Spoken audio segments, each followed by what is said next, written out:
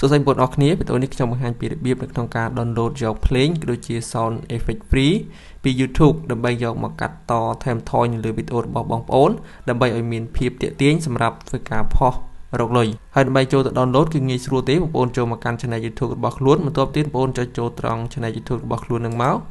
ហើយបងប្អូនចុចត្រង់ YouTube Studio នេះ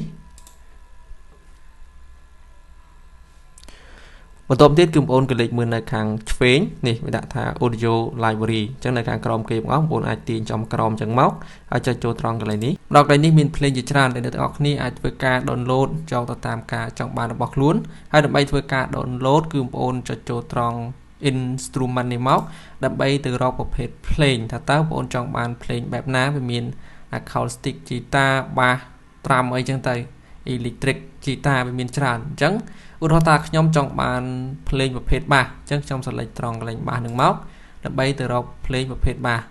អញ្ចឹងនៅពេលដែលខ្ញុំចុចចូលត្រង់ bass នោះគឺវានឹងចេញភ្លេងជាច្រើនឥឡូវគឺខ្ញុំ play ទៅលើភ្លេងនេះមួយ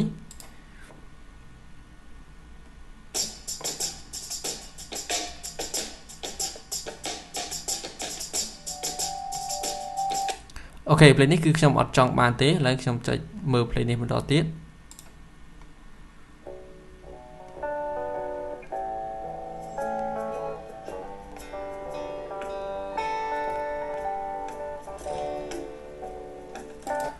ភ្លេងមួយនេះក៏អត់ចង់បានដែរអញ្ចឹងគឺខ្ញុំធ្វើការ play នៅលើភ្លេងមួយនឹងទៀតឥ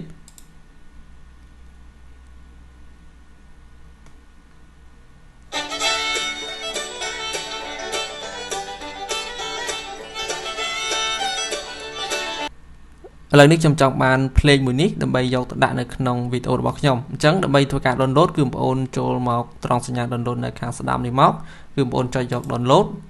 បន្ទាប់ទៀតបងប្អូនចុចត្រង់សញ្ញា3នេះដើម្បីទៅរកទីតាំង file ឥឡូវខ្ញុំទុកនៅក្នុង desktop ទុកនៅក្នុង desktop ចុចយក save បន្ទាប់ទៀតចុចត្រង់ start download នេះជាការស្រេចឥឡូវគឺ download បានជោគជ័យហើយ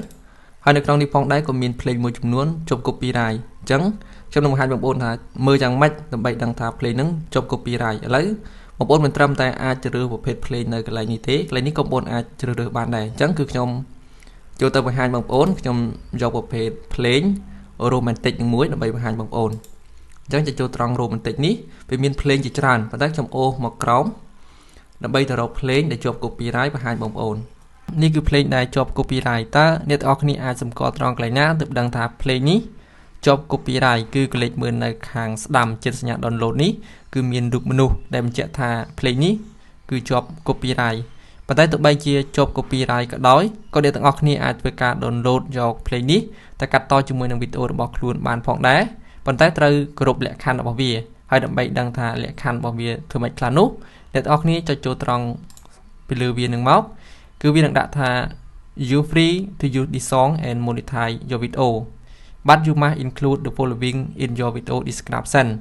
មានន័យថាបងប្អូនអាចធ្វើការ download យកភ្លេងនេះទៅកាត់តជាមួយនឹងវីដេអូរបស់ខ្លួនបានប៉ុន្តែ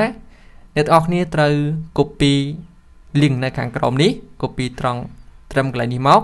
ដើម្បីយកទៅផាសនៅក្នុង description នៃវីដេអូរបស់បងប្អូននៅពេលដែលធ្វើការផុសចូលទៅក្នុង channel YouTube ដូចបងប្អូនដឹងស្រាប់ហើយនៅពេលដែលយើងធ្វើការផុសវីដេអូចូលទៅក្នុង channel YouTube គឺបងប្អូនត្រូវដាក់ចំណងជើង description ហើយនឹង tag អីចឹងទៅប៉ុន្តែបងប្អូនត្រូវ copy ត្រង់កន្លែងនេះដាក់នៅក្នុង description នៃវីដេអូរបស់បងប្អូនដើម្បីកុំឲ្យជាប់ copyright ប៉ុន្តែករណីថាបងប្អូន download យកភ្លេងនេះទៅកាត់តជាមួយនឹងវីដេអូរបស់ខ្លួនដើម្បីផុសចូលទៅកាន់ channel YouTube ប៉ុន្តែនៅពេលដែលបងប្អូនធ្វើការផុសចូលទៅកាន់ channel YouTube បងប្អូនអាចបាន copy link នៅខាងក្រោមនេះដើម្បីយកទៅផាសនៅក្នុង description នៃវីដេអូរបស់បងប្អូននោះវីដេអូរបស់បងប្អូនគឺជាប់ copyright ហើយម្យ៉ាងវិញទៀតបងប្អូនអាចចុច sound effect នេះដើម្បីទៅរកប្រភេទភ្លេងជាច្រើនទៀតដែលបងប្អូនអាចធ្វើការ download យកទៅដាក់ជាមួយនឹងវីដេអូរបស់ខ្លួនហើយដើម្បីជ្រើសរើសបងប្អូនចុចចូលត្រង់ប្រភេទ category នេះមកវាមានច្រើនមែនតើហើយចំពោះការ download យក sound effect free ដើម្បីយកទៅកាត់តជាមួយនឹងវីដេអូរបស់ខ្លួនបងប្អូនមិនត្រឹមតែអាចធ្វើការ download យកភ្លេងនៅទីនេះទេគឺបងប្អូនអាចចូលមកកាន់ channel YouTube បន្ទាប់ទៀតបងប្អូនវាយពាក្យថា free sound effect អញ្ចឹងចុចយក search ចឹងមកពេលនោះគឺវានឹងបង្ហាញនៅ sound effect ជាច្រើនដែលគេផុស free នៅក្នុង channel YouTube អញ្ចឹងបងប្អូនអាចចុចមើលទៅហើយបងប្អូនអាច download យកទៅប្រើប្រាស់ នៅលើវីដេអូរបស់ខ្លួនបានអរគុណបងប្អូនសម្រាប់ការតាមដាននៅក្នុងវីដេអូនេះជួបគ្នានៅក្នុងវីដេអូក្រោយបន្តទៀត